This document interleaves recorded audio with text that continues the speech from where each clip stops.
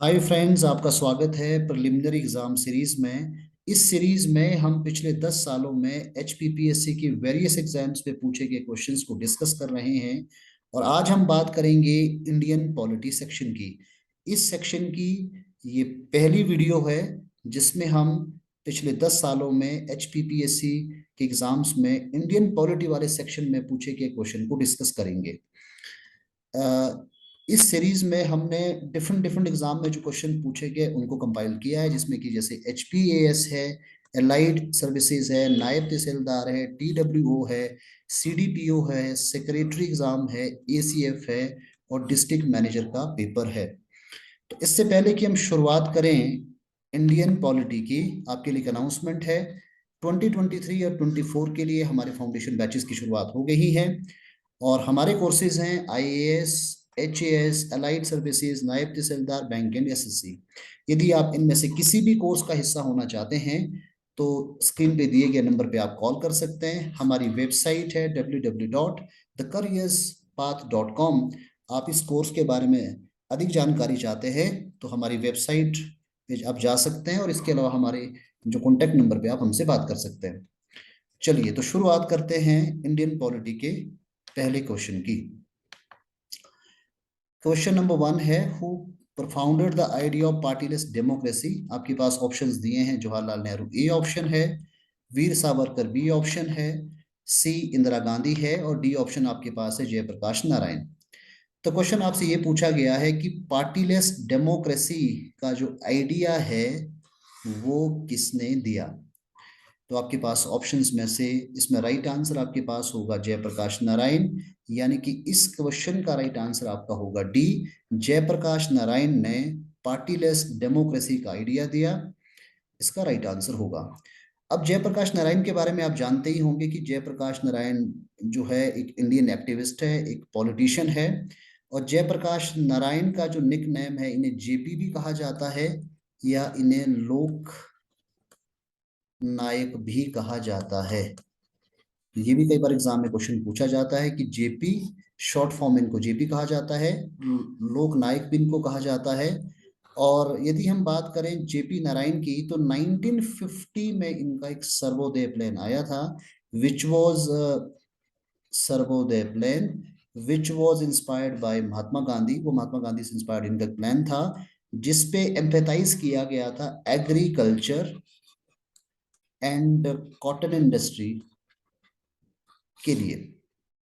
और आप जानते ही होंगे कि 1970 में इन्होंने एक मूवमेंट की शुरुआत की, जिस मूवमेंट को हम कहते हैं जेपी मूवमेंट या टोटल रिवोल्यूशन। तो ये भी कई बार एग्जाम में क्वेश्चन पूछा जाता है कि टोटल रिवोल्यूशन की शुरुआत करने वाले कौन थे। तो टोटल जो रिवोल्यूशन है इसकी शुरुआत की है जेपी नारायण ने और इसकी शुरुआत होती है 1970 में, जिसके द्वारा सभी ऑपोजिशन पार्टीज को यूनाइटेड किया गया था इंदिरा गांधी के अगेंस्ट।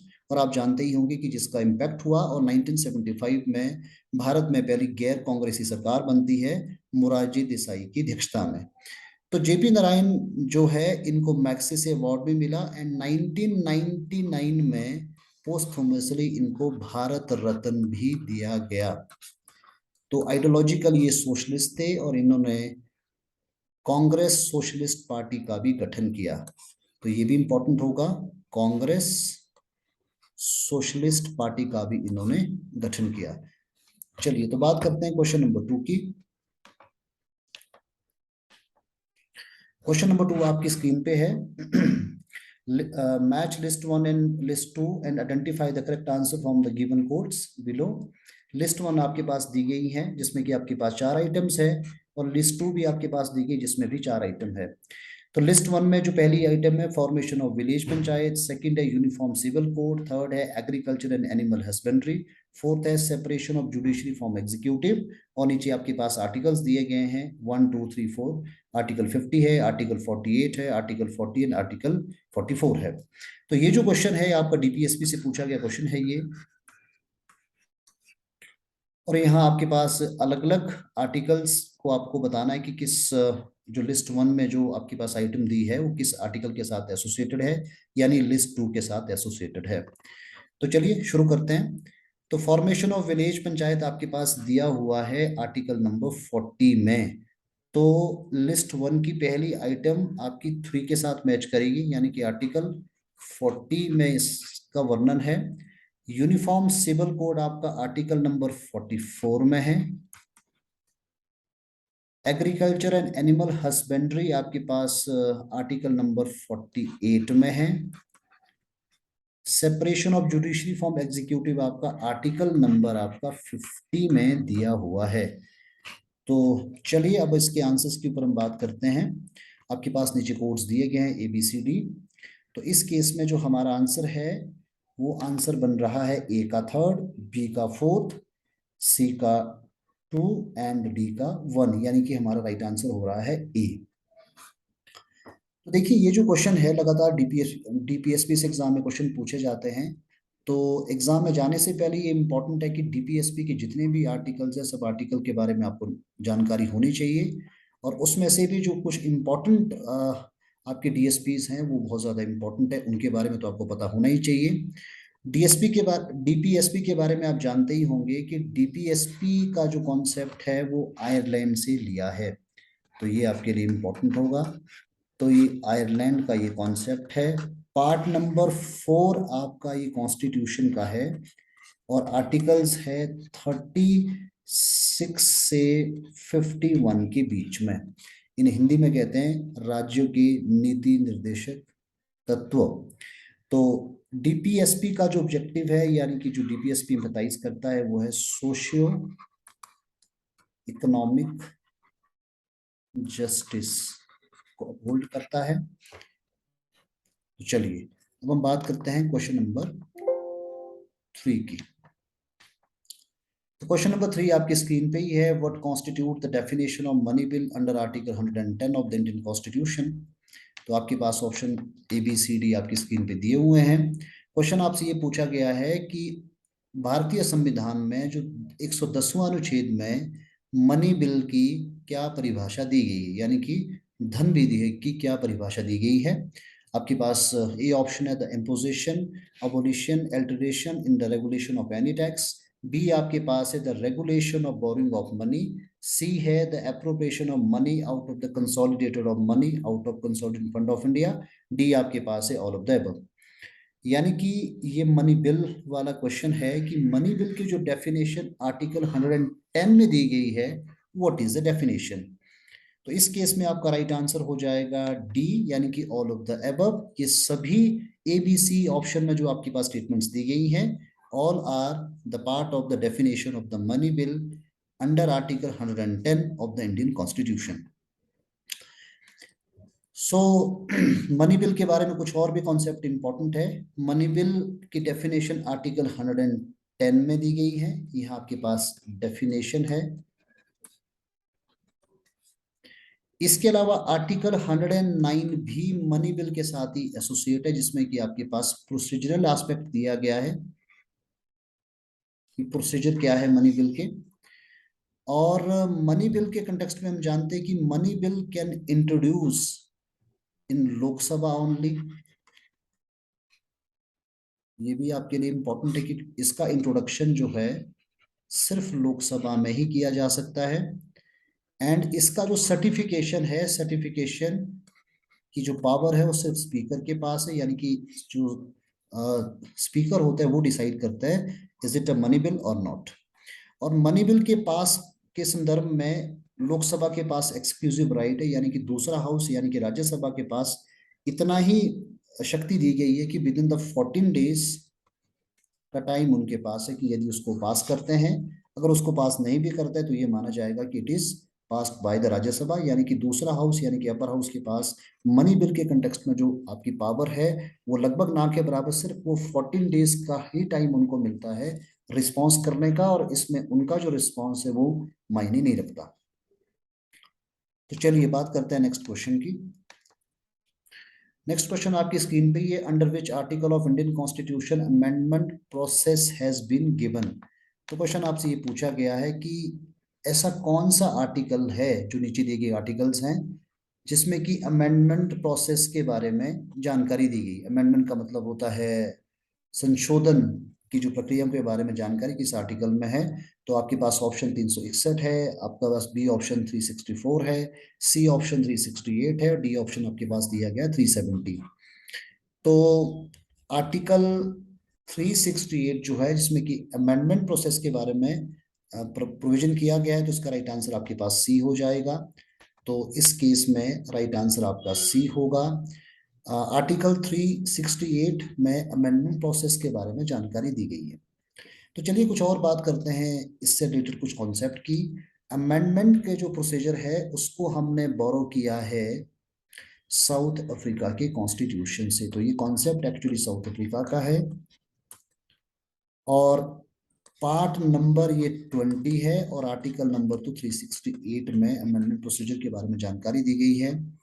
और अमेंडमेंट जो प्रोसेस है वो 3 तरह के होते हैं: by simple majority, by special majority, by special majority plus consent of state.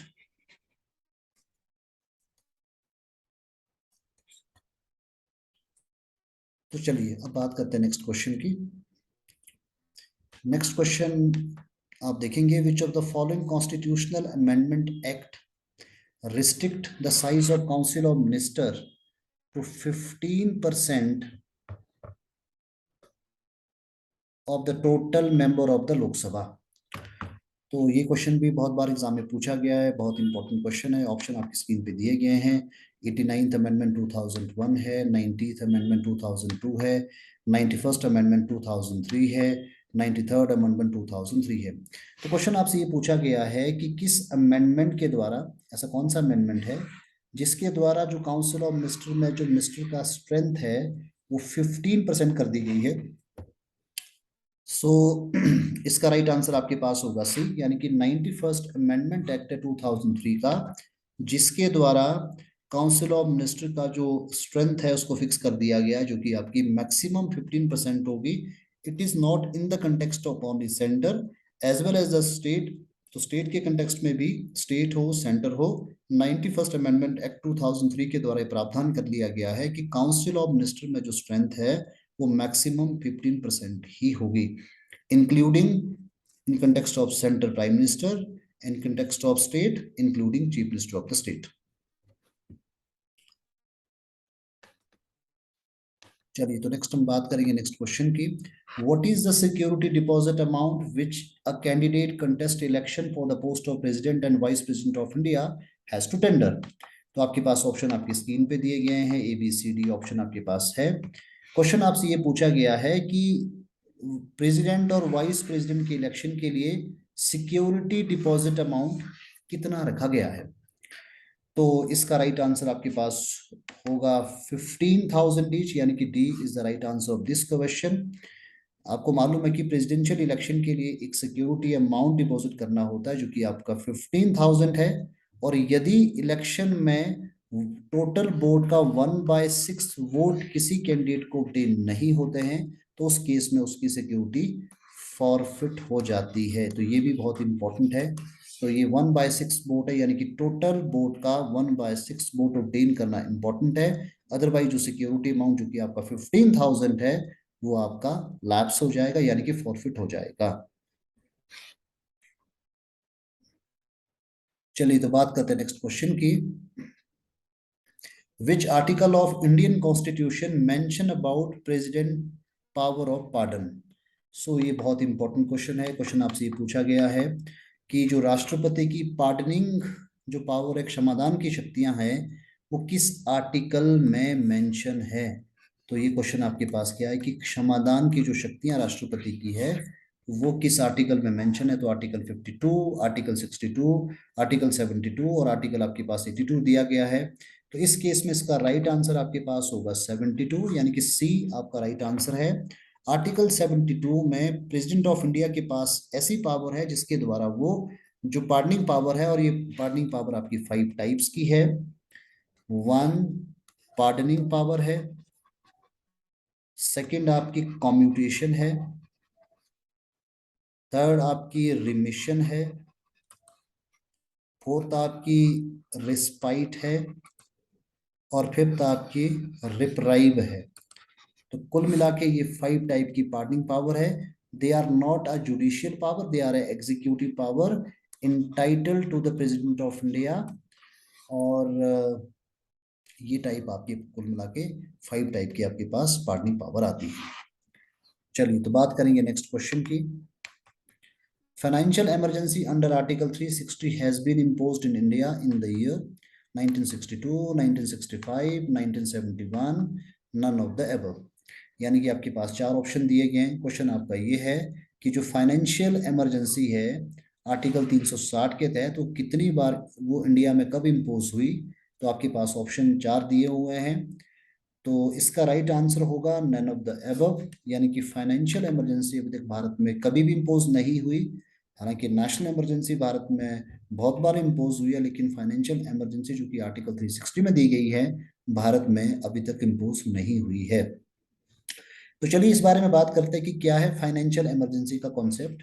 तो फाइनेंशियल इमरजेंसी आपकी आर्टिकल नंबर 360 में दी गई है और इसका इम्पोजिशन की जो पावर है प्रेसिडेंट ऑफ इंडिया के पास है। और उसका ग्राउंड ये कि अगर फिनेंशियल जो स्टेबिलिटी है, अगर फिनेंशियल स्टेबिलिटी डिसऑर्डर्ड हो गई है और जो क्रेडिट है अगर वो डेंजर में है, तो उस बेस पे यदि प्रेसिडेंट ऑफ इंडिया सेटिस्फाइड है तो फाइनेंशियल इमरजेंसी इंपोज की जा सकती है with the advice of council of minister. And अगर हम बात करें दूसरी और जो पावर के बारे में जिसमें कि आपके पास आर्टिकल ये जो सारी इमरजेंसी पावर है, इमरजेंसी पावर आर्टिकल 352 से लेकर 360 के बीच में दी गई है। ये 3 तरह की पावर है। सबसे पहले जो नेशनल इमरजेंसी है वो आर्टिकल नंबर आपका 352 में, स्टेट इमरजेंसी या प्रेसिडेंट रूल जिसे हम कहते हैं 356 में, फाइनेंशियल इमरजेंसी जो है जो कि आर्टिकल नंबर 360 में दी गई है। यानी कि कुल मिला के इमरजेंसी पावर आपकी 3 तरह की है। एक नेशनल इमरजेंसी है, दूसरा प्रेसिडेंट रूल यानी कि स्टेट इमरजेंसी है, तीसरी आपकी फाइनेंशियल इमरजेंसी है। तो जैसा इस क्वेश्चन में पूछा गया कि फाइनेंशियल इमरजेंसी अभी तक कभी भी इम्पोज नहीं की गई है, इसका ग्राउंड है अगर फाइनेंशियल स्टेबिलिटी को खतरा है या जो क्रेडिट भारत का है वो खतरे में है, तो उस बेस पे प्रेसिडेंट अगर सेटिस्फाइड है with the consultation of the cabinet यानी काउंसिल ऑफ मिनिस्टर, तो प्रेसिडेंट जो है फाइनेंशियल इमरजेंसी को इम्पोज कर सकते हैं। But every emergency must be passed by the parliament with in the 30 days of the imposition. तो इस इमरजेंसी का जो प्रोक्लेमेशन है इससे पार्लियामेंट के दोनों हाउसेस से पास करवाना जरूरी है। नेशनल इमरजेंसी आर्टिकल नंबर 352 में है, प्रेसिडेंट रूल आपका 356 में है, फाइनेंशियल इमरजेंसी आपकी 360 में है। और इमरजेंसी का जो प्रोविजन हमने कॉन्स्टिट्यूशन में किया है वो जर्मनी के कॉन्स्टिट्यूशन से किया है।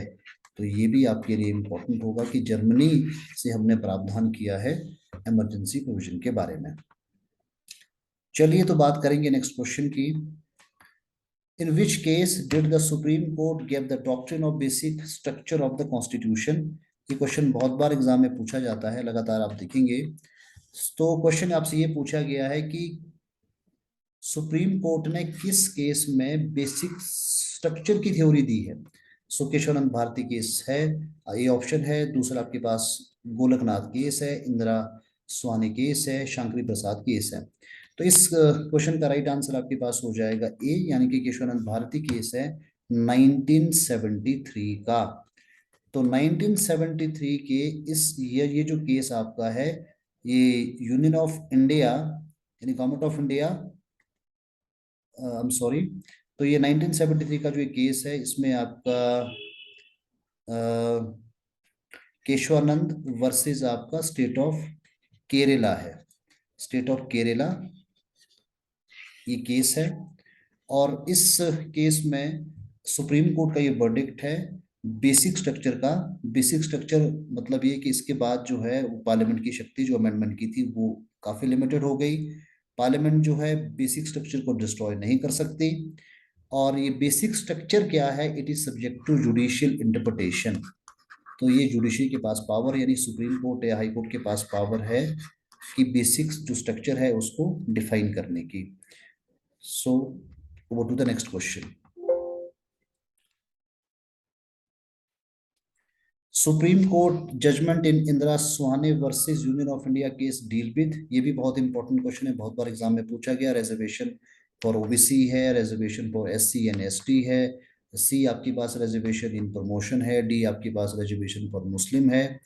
आपसे क्वेश्चन ये पूछा गया कि सुप्रीम कोर्ट की कौन सी जजमेंट है, ये जजमेंट आपकी Indira Sawhney versus Union of India की जो जजमेंट है वो किसको डील करती है। तो इसका राइट आंसर आपके पास होगा ए, यानी कि रिजर्वेशन फॉर ओबीसी। यानी कि इस सुप्रीम कोर्ट की जजमेंट में सुप्रीम कोर्ट ने ये माना कि जो ओबीसी का रिजर्वेशन है ये बिल्कुल सही है। और हालांकि 1961 में गवर्नमेंट ऑफ इंडिया ने इससे पहले जो बैकवर्ड कमीशन की रिकमेंडेशन को स्टक डाउन कर लिया था, उसके बाद ये सुप्रीम कोर्ट में मामला उठता है और सुप्रीम कोर्ट इसको अपहोल्ड करते हैं और ये जजमेंट आपका सुप्रीम कोर्ट का है 1993 का। तो कई बार ये भी एग्जाम में क्वेश्चन पूछा जाता है। Over to the next question. Next question आप देखेंगे, आपके पास यहाँ लिस्ट 1 और लिस्ट 2 दी गई हैं। एक तरफ आपकी पंचायती राज कमेटीज है, दूसरी तरफ आपके पास इनके ईयर दिए गए हैं। So this is very very important. Panchayati raj से वैसे भी एग्जाम में क्वेश्चन जरूर पूछे जाते हैं। आप कोई भी अगर क्वेश्चन पेपर उठा के देखेंगे किसी भी साल का, तो पंचायती राज से जरूर क्वेश्चन पूछा जा रहा है। CH हनुमंतो राव कमेटी है, आगे आपके पास ईयर दिया गया है। CVK राव कमेटी 1984 आपके पास ईयर दिया गया है। Ashok Mehta committee 1986, LM Singhvi committee 1985 है। तो इस तरह के क्वेश्चन एग्जाम में पूछे जाते हैं और पंचायती राज की सभी कमेटियां एग्जामिनेशन पॉइंट ऑफ व्यू से इंपॉर्टेंट है। आप जब भी एग्जाम में जाते हैं तो पंचायती राज की कमेटीज पढ़ के आपको चले जाना चाहिए। वैसे भी अगर आप HPPSC के पिछले 10 साल के पेपर को देखेंगे तो पंचायती राज से एग्जाम में जरूर क्वेश्चन पूछा गया है, तो पंचायती राज का चैप्टर ही बहुत ज्यादा इंपॉर्टेंट है। चलिए इस क्वेश्चन को सॉल्व करते हैं। अशोक मेहता कमेटी है 1978 की, एंड LM सिंघवी कमेटी है 1986 की। CVK राव कमेटी है 1985 की, एंड हनुमंतो कमेटी आपके पास अब बच गया है 1984। तो कुल मिलाकर इस क्वेश्चन का जो आपको आंसर मिलेगा दैट इज B2413 इसका राइट आंसर है। So this is very very important. तो मैं अगेन आपको कह रहा हूं कि जब भी आपको एग्जाम में जाना है पंचायती राज की कमेटी पढ़ के आपको जरूर चले जाना चाहिए। इन सभी कमेटी में जो सबसे बड़ी कमेटी थी वो अशोक मेहता कमेटी है, जो कि 1978 की कमेटी है। जनता पार्टी ने इसको कॉन्स्टिट्यूट किया था। एंड इस कमेटी की हाईएस्ट रिकमेंडेशन है 132 रिकमेंडेशन इस कमेटी की थी, जो कि सबसे हाईएस्ट रिकमेंडेशन थी। हालांकि आपको पता है कि जनता पार्टी की सरकार बहुत लंबे टाइम तक चली नहीं। अशोक मेहता कमेटी की जो सिफारिशें थी, रिकमेंडेशन थी, इम्प्लीमेंट नहीं हो पाई, लेकिन तब भी कुछ स्टेट्स ने अशोक मेहता कमेटी की जो रिकमेंडेशन को इम्प्लीमेंट किया।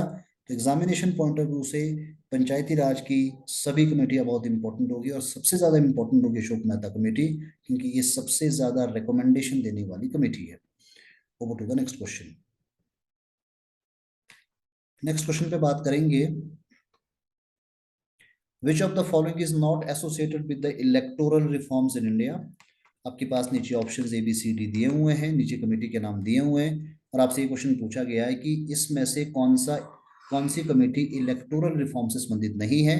तारकुंडे कमेटी है, दिनेश गोस्वामी कमेटी है, NN बोरा कमेटी है, इंद्रजीत गुप्ता कमेटी है। तो इस केस में आपका राइट आंसर हो जाएगा C, यानी कि NN बोरा कमेटी जो है ये कमेटी इलेक्टोरल रिफॉर्म से संबंधित नहीं है। बाकी ये तीनों कमेटियां, तारकुंडे कमेटी हो, दिनेश गोस्वामी कमेटी हो, इंद्रजीत गुप्ता कमेटी हो, ये तीनों ही कमेटियां जो है इलेक्टोरल रिफॉर्म के साथ एसोसिएटेड है। NN वोरा कमेटी जो है ये 1993 में ये कमेटी कॉन्स्टिट्यूट हुई और इस कमेटी का कनेक्शन है क्रिमिनलाइजेशन ऑफ पॉलिटिक्स।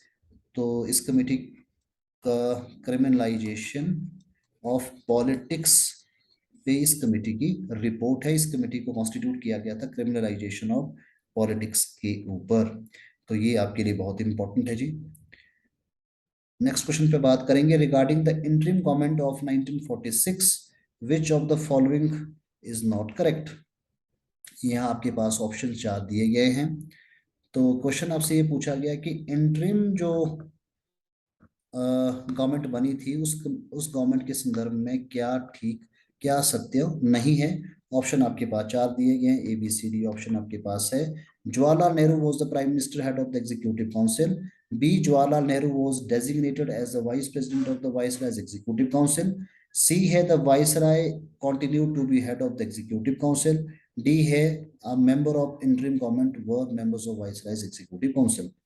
तो क्वेश्चन आपसे ये पूछा गया है कि 1947 1946 की जो इंटरिम गवर्नमेंट थी उसके संदर्भ में क्या सत्य नहीं है। तो इस केस में आपका राइट आंसर आपके पास हो जाएगा बी। जवाहरलाल नेहरू जो है जो आपके पास लिखा गया है कि जवाहरलाल नेहरू जो है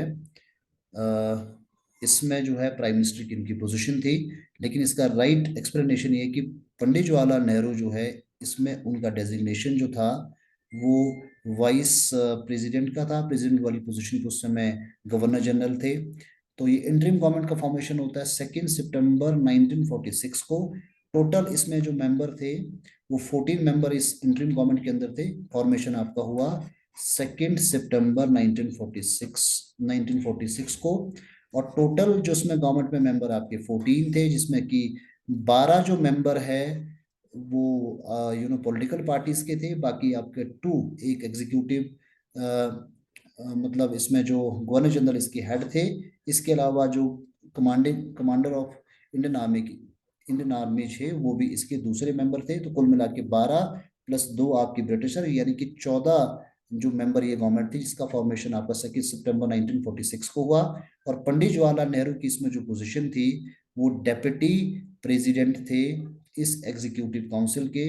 और यानी कि राइट आंसर आपके पास इस केस में ए हो जाएगा। यहाँ लिखा है कि प्राइम मिनिस्टर, तो प्राइम मिनिस्टर वो नहीं थे। उनकी जो पोजीशन थी जो कि आपकी बी ऑप्शन में है वाइस प्रेसिडेंट की थी। कुल मिला के 14 मेंबर इस गवर्नमेंट के अंदर, यानी कि हेड आपकी गवर्नर जनरल, उसके बाद कमांडर ऑफ इंडियन आर्मी उस समय के जो थे वो भी इसके मेंबर थे। इसके अलावा 12 मेंबर जो आपकी पॉलिटिकल पार्टी से थे। और यदि इसमें से भी यदि हम बात करें जो आपके 12 मेंबर है तो 7 मेंबर आपके जो है आईएनसी से थे और 5 मेंबर आपके मुस्लिम लीग से इस गवर्नमेंट में इंडक्ट किए गए थे। तो चलिए अब बात करते हैं नेक्स्ट क्वेश्चन की। Who said Indian federalism is a new kind of federation to meet India's peculiar need? Option आपके पास 4 दिए गए हैं। ग्रेनेवाइल ऑस्टिन है, इवोर जेनिंग्स है, अलेक्जेंडर है और रोनाल्ड वॉट्स है। तो ये आमतौर पे ऐसे क्वेश्चन एग्जाम में पूछे ही जाते हैं। इसका राइट आंसर आपके पास होगा ग्रेनवाइल ऑस्टिन। तो राइट आंसर आपके पास हो गया है ए। कई बार एग्जाम में कोर्ट्स वाले क्वेश्चन पूछे जाते हैं, तो इंडियन पॉलिटी के लिए आपको कोर्ट्स वाले क्वेश्चन भी आपको जरूर प्रिपेयर कर लेने चाहिए। ग्रेनवाइल ऑस्टिन जो है अमेरिकन है, जो कि इंडियन कॉन्स्टिट्यूशन पे अपने लगातार इन्होंने अलग अलग कॉन्स्टिट्यूशन के हिस्सों को इन्होंने कमेंट किया है। Over to the next question. Which schedule of the Constitution of Indian contains provision for the disqualification of a legislator on grounds of defection? तो क्वेश्चन आपके पास से पूछा गया है कि जो आपका डिस्क्वालिफिकेशन है आपका डिफेक्शन के आधार पर वो किस शेड्यूल में। शेड्यूल आपके पास या 4 दिए गए हैं। शेड्यूल 10th है, 9th है, शेड्यूल आपका 7th और शेड्यूल आपका 8th है। तो इस केस में राइट आंसर आपके पास जो हो जाएगा दैट इज 10th, यानी कि ए इस केस का राइट आंसर है। 10th शेड्यूल जो है वो आपका एंटी डिफेक्शन है, यानी कि डिफेक्शन के बेस पर जो डिस्क्वालिफिकेशन है वो आपकी 10th शेड्यूल में दी गई है। डिफेक्शन यानी कि एंटी डिफेक्शन शेड्यूल आपका 10th शेड्यूल है। And it has been added in the constitution by 52nd amendment act of 1985, जिसके द्वारा आपको पता है कि जो अगर कोई पर्सन इलेक्शन के बाद जिस पार्टी से चुनाव जीत के आता है, इलेक्शन के बाद वो पार्टी छोड़कर किसी दूसरी पार्टी में को ज्वाइन करना चाहता है, तो उस बेस पे उसको डिस्क्वालीफाई किया जा सकता है, यानी कि डिफेक्शन के दायरे में आता है। तो ये प्रावधान आपका 52nd अमेंडमेंट एक्ट 1985 के द्वारा किया गया है।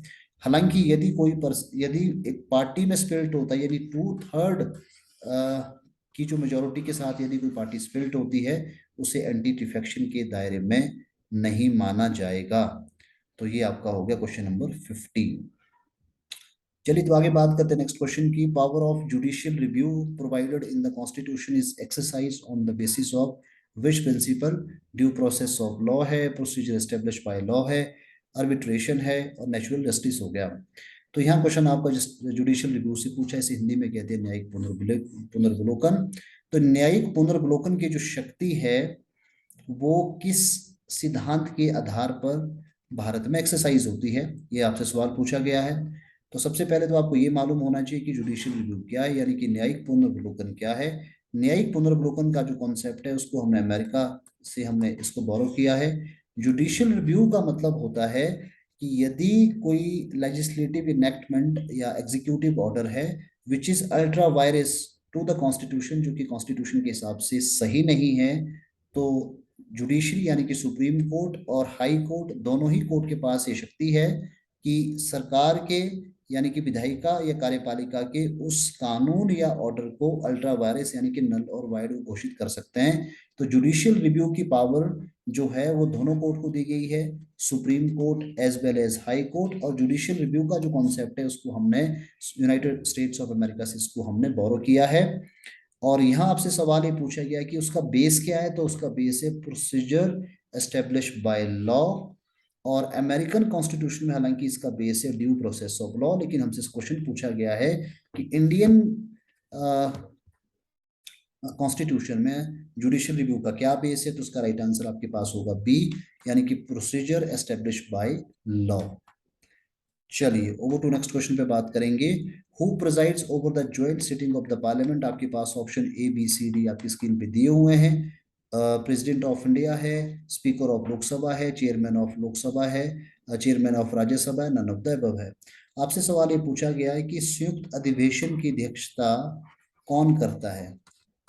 तो संयुक्त अधिवेशन यानी कि ज्वाइंट ज्वाइंट सिटिंग का मतलब है संयुक्त अधिवेशन की अध्यक्षता कौन करता है।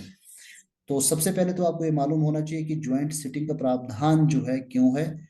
इसके पीछे कॉन्सेप्ट ये है कि जब दोनों हाउसेस में डेडलॉक हो जाता है, तो ग्राउंड एक ही है, यानी कि डेडलॉक। डेडलॉक का मतलब है कि जब दोनों हाउसेस किसी बिल पर डिसएग्री हो जाते हैं, डिसएग्रीमेंट है, तो उस बेस पे उस बिल को पास करवाने के लिए ज्वाइंट सिटिंग का प्रावधान किया गया है। ज्वाइंट सिटिंग को कॉल करने की जो पावर है वो प्रेसिडेंट ऑफ इंडिया के पास है। और जैसे ही क्वेश्चन आपसे पूछा गया कि प्रिजाइड कौन करता है, तो उसका राइट आंसर आपके पास हो जाएगा बी, यानी कि स्पीकर ऑफ द लोकसभा। तो जैसे मैंने कहा कि ज्वाइंट सिटिंग का ग्राउंड एक ही है कि यदि डेडलॉक दोनों हाउसेस के बीच में हो जाता है, तो उस केस में प्रेसिडेंट जो है वो पार्लियामेंट का ये हाउस कॉल कर सकता है। और ये प्रोविजन आपका दिया गया आर्टिकल नंबर 108 में। और इसमें ज्वाइंट सिटिंग के लिए जो है कोरम आपका 1/10 है, यानी कि दोनों हाउसेस की जो टोटल स्ट्रेंथ है उसका 1/10 होना जरूरी है। तो इसका ये सीधा मतलब ये हो रहा है कि इस प्रोसीजर में लोकसभा की से, क्योंकि ज्यादा आपको पता है कि नंबर आपका लोकसभा के पास है और आपको कोरम 1/10 चाहिए, तो यहाँ लोकसभा की ज्यादा स्ट्रेंथ है, यानी कि राज्यसभा की कम स्ट्रेंथ है। तो इसका ये मतलब हो रहा है कि ज्वाइंट सिटिंग में आमतौर पर लोकसभा की ही ज्यादा सही होती है। तो ज्वाइंट सिटिंग कॉल करता है प्रेसिडेंट, प्रिजाइडिंग का राइट आपका जो स्पीकर ऑफ लोकसभा के पास है। और आर्टिकल 108 है, और इसका बेस आपका डेडलॉक है। ज्वाइंट सिटिंग के लिए 1/10 का कोरम होना जरूरी है। If speaker is not available then deputy speaker इसको प्रिजाइड करता है। If he is also not available then जो है वाइस चेयरपर्सन ऑफ जो राज्यसभा है वो जो है इसको प्रेजाइड करते हैं। So this was the question number 17। चलिए तो नेक्स्ट क्वेश्चन पे बात करेंगे। Under which provision can the speaker allow any member of the house to speak in in his her mother language. तो ये भी बहुत इंपॉर्टेंट क्वेश्चन है। आप देखेंगे लगातार पिछले 3-4 सालों में एचपीपीएससी के अलग अलग क्वेश्चन में एग्जाम में क्वेश्चन पूछा गया है। आर्टिकल 110 है, आर्टिकल 122 है, आर्टिकल 120(a) के, आर्टिकल 126 है। तो इस क्वेश्चन का राइट आंसर आपके पास हो जाएगा 121। सो ये आपका right answer. Over to the next question. Supreme Court judgment in the Indira Swamy versus Union of India is related to which issue? ये क्वेश्चन हमने इससे पहले भी डिस्कस कर लिया है। मतलब आप क्लियरली अंडरस्टैंड करिए कि क्वेश्चन बार बार रिपीट एग्जाम में हो रहा है, तो इस क्वेश्चन के पूछने की ज्यादा संभावनाएं हैं। तो ये 1993 का ये सुप्रीम कोर्ट का जजमेंट है, ये हमने पहले भी कवर किया। और ये आपका ओबीसी रिजर्वेशन को लेकर ये सुप्रीम कोर्ट का इंपॉर्टेंट जजमेंट है। तो इस केस में राइट आंसर आपके पास ए हो जाएगा। Over to the next question. Provision for granting aid under Article 243H for the Panchayat has been made out of which sources? तो अगेन आप देखेंगे पंचायती राज का क्वेश्चन पूछा गया है। तो जैसे मैंने पहले भी आपको बताया कि पंचायती राज बहुत इंपॉर्टेंट टॉपिक है। 73rd एंड 74 दोनों ही अमेंडमेंट बहुत इंपॉर्टेंट है, यहाँ से एग्जाम में क्वेश्चन पूछे जाते हैं। चलिए अब बात करते हैं इस क्वेश्चन की कि 243H में जो ग्रांट इन एड का प्रोविजन किया गया है वो पंचायतों को किस सोर्स से आता है।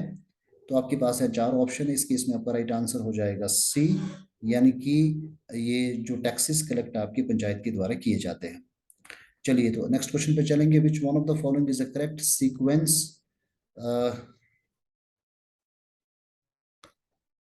Correct sequencing the features of the preamble of Indian constitution. तो ये क्वेश्चन आपका प्रियम्बल से पूछा गया है, बहुत इंपॉर्टेंट है। सोवेरियन है, सोशलिस्ट है, सेकुलर है, डेमोक्रेटिक आपका रिपब्लिक है।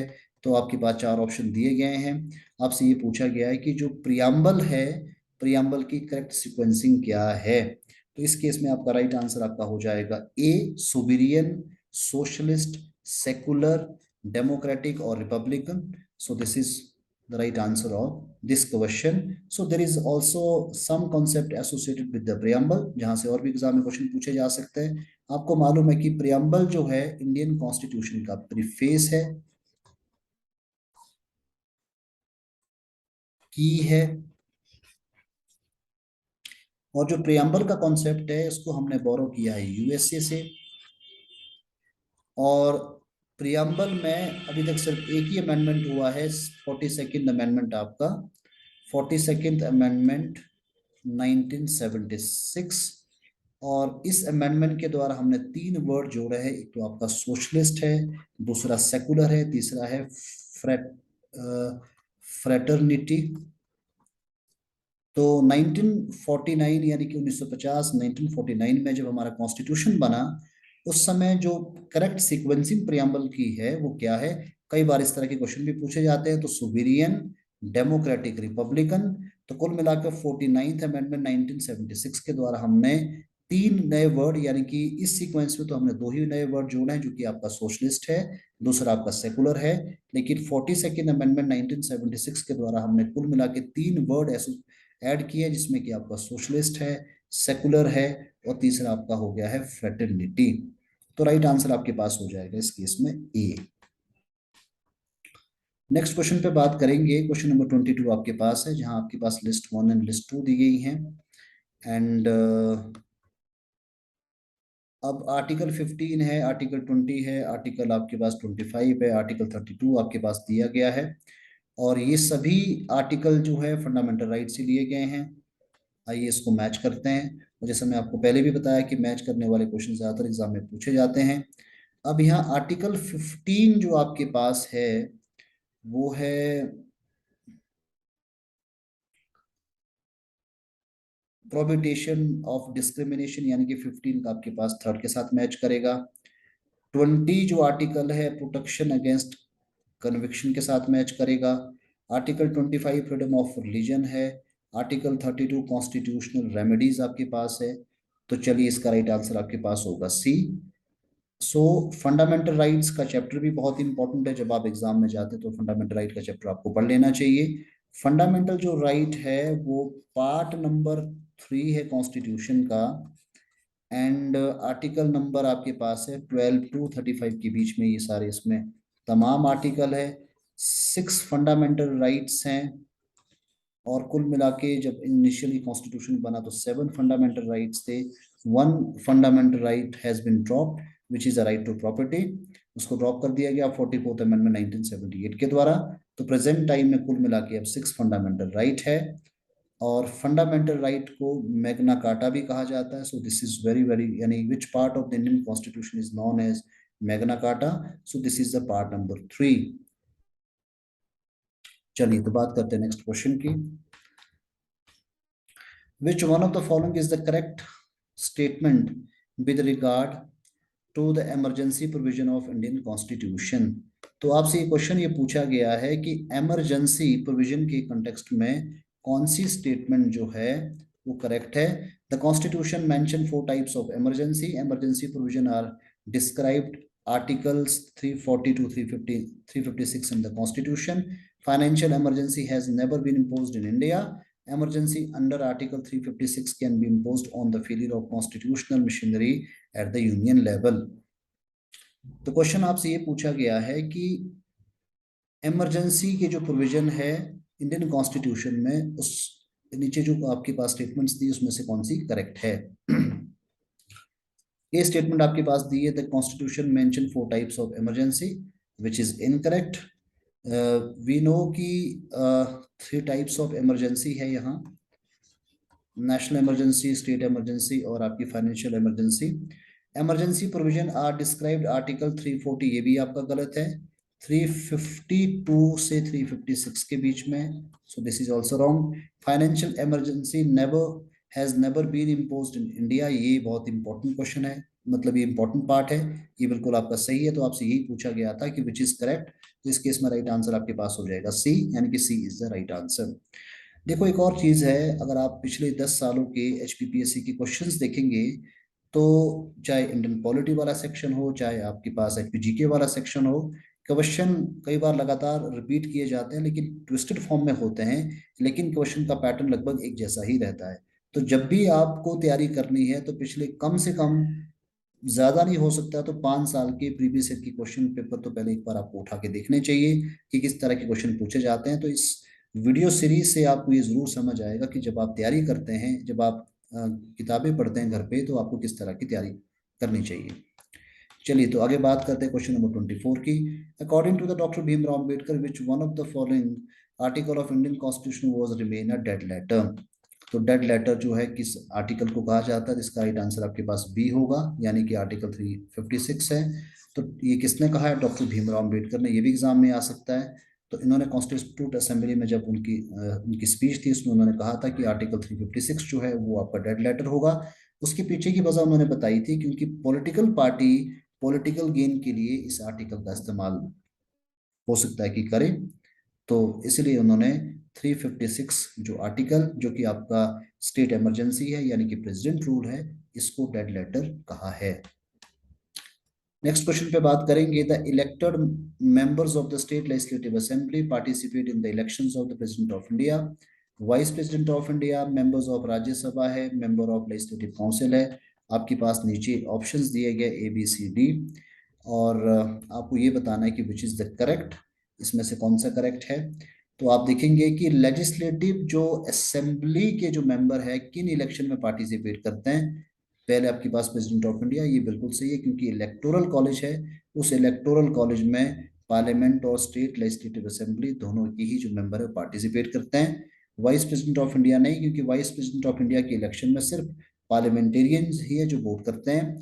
मेंबर ऑफ आपका राज्यसभा, ये बिल्कुल सही आपके पास है। मेंबर ऑफ लेजिस्लेटिव काउंसिल, ये भी बिल्कुल सही है। तो एक, एक, 3 और 4, यानी 1, 3, 4, यानी आपके पास बी जो है इस केस में राइट आंसर होगा।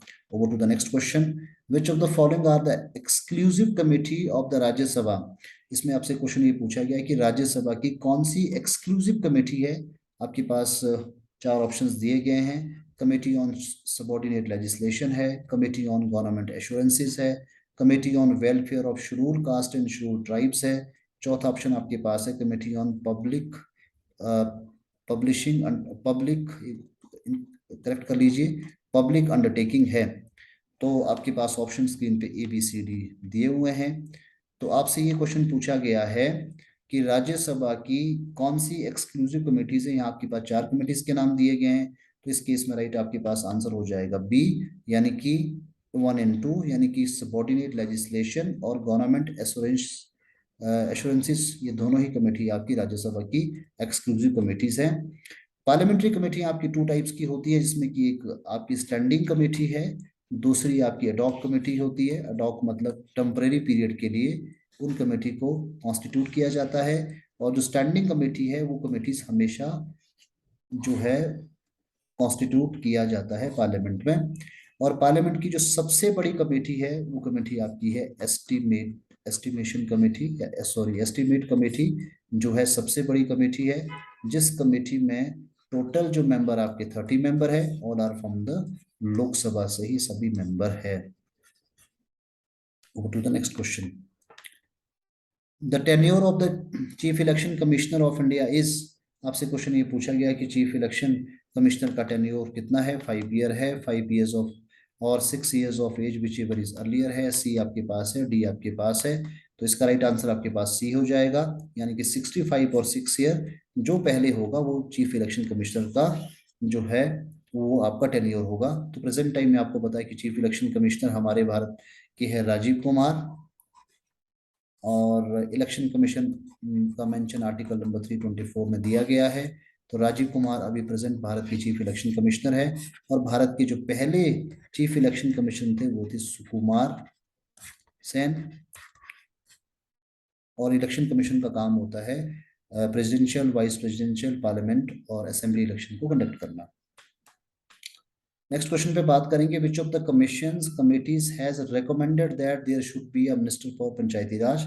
आपके पास नीचे कमेटीज के नाम दिए, अशोक मेहता कमेटी है, एल एम सिंघू कमेटी है, G V K Rao committee है, और सेकंड एडमिनिस्ट्रेटिव रिफॉर्म कमीशन है।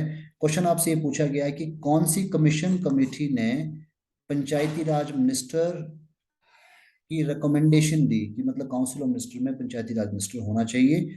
तो ये अगेन पंचायती राज से क्वेश्चन पूछा गया है। तो जैसे मैंने पहले भी आपको बताया कि पंचायती राज एक बहुत इंपॉर्टेंट चैप्टर है, यहाँ से एग्जाम में क्वेश्चन पूछा जाता है। तो इस केस में आपके पास राइट आंसर हो जाएगा अशोक मेहता कमेटी। अशोक मेहता कमेटी की रिकमेंडेशन थी कि पंचायती राज मिनिस्टर होना चाहिए काउंसिल ऑफ मिनिस्टर में, और ये कमेटी 1978 में फॉर्म हुई। जनता पार्टी की उस समय जनता पार्टी की उस समय सरकार थी। 1979 में इस कमेटी की रिपोर्ट आती है, और सबसे बड़ी कमेटी भी है ये, 132 इस कमेटी की रिकमेंडेशन थी। तो इस क्वेश्चन का आंसर आपके पास हो जाएगा ए, यानी कि Ashok Mehta committee. Over to the next question. Which of the following amendments to the Indian Constitution has made the right to education a fundamental right? तो किस अमेंडमेंट के द्वारा जो है फंडामेंटल राइट को, राइट टू एजुकेशन को फंडामेंटल राइट बनाया गया? 84th है, 86th है, 91st है, 92nd है। राइट आंसर आपके पास 86 विच वाज इन 2002, जिसके द्वारा right to education fundamental right बना, और आर्टिकल नंबर 21A में इसको जोड़ा गया। और आपको पता है कि राइट टू एजुकेशन जो है फंडामेंटल राइट है। नेक्स्ट बात करेंगे, एंड ये लास्ट क्वेश्चन आज का, which of the following statements are correct about the national human right commission? The national human rights commission के संदर्भ में क्या सही है? National Human Rights Commission is an independent body. Second, it is not a constitutional body. It is a statutory body. It is a multi-member body. आपके पास options दिए गए हैं, आपको बताना है कि इसमें से कौन सा कोड सही है। तो नेशनल ह्यूमन राइट्स कमीशन के बारे में आपसे पूछा गया है। तो पहली जो स्टेटमेंट है कि नेशनल ह्यूमन राइट्स कमीशन जो है इंडिपेंडेंट बॉडी, ये बिल्कुल सही है। It is not a constitutional body, ये भी बिल्कुल सही है। It is a statutory body, ये भी बिल्कुल सही है। It is a multi member body, ये भी बिल्कुल सही है। तो कुल मिलाकर इस क्वेश्चन का जो राइट आंसर आपके पास होगा दैट इज आपका डी होगा। नेशनल ह्यूमन राइट कमीशन जो है 1993 का है, और protection of human rights act है ये, protection of human right act है 1993 का। और ये जो बॉडी है ये नॉन कॉन्स्टिट्यूशनल बॉडी है, और ये स्टैच्यूटरी बॉडी यानी कि पार्लियामेंट्री एक्ट के द्वारा इसको इवल्व किया गया है। और ये मल्टी मेंबर बॉडी, जिसमें कि आपके एक चेयरपर्सन होते हैं, 5 इसके मेंबर होते हैं, इसके अलावा एक्स ऑफिशियो मेंबर भी होते हैं। और नेशनल ह्यूमन राइट्स कमीशन का जो काम है, नेशनल ह्यूमन राइट्स कमीशन का काम होता है ह्यूमन राइट्स को का एक वॉचडॉग इंस्टीट्यूशन है ये। और नेशनल ह्यूमन राइट्स कमीशन के जो चेयरपर्सन होते हैं उसके लिए क्वालिफिकेशन या तो एक्स सीजीआई या सुप्रीम कोर्ट के जो जज हैं वो नेशनल ह्यूमन राइट्स कमीशन के चेयरपर्सन हो सकते हैं। 4 इसमें मेंबर होते हैं। इसके अलावा national commission for SC, national commission for ST, national commission for backward classes, national commission for minorities, और नेशनल कमीशन फॉर वुमेन, और कमीशन ऑफ चाइल्ड डिसेबिलिटी, ये सारे आपके एक्स ऑफिशियो मेंबर होते हैं। So this was the first video of Indian polity। इसका second part बहुत जल्दी आएगा। आपको हमारा ये प्रयास कैसा लग रहा है हमें जरूर बताइए। अगर आपकी कोई सुझाव है, अगर आपका का आपकी तैयारी अच्छी हो रही है हमारे इस प्रयास के द्वारा, तो वो भी हमें जरूर बताइए। कमेंट बॉक्स पे जाके आप कमेंट जरूर करिए। आज इतना ही। Thank you very much.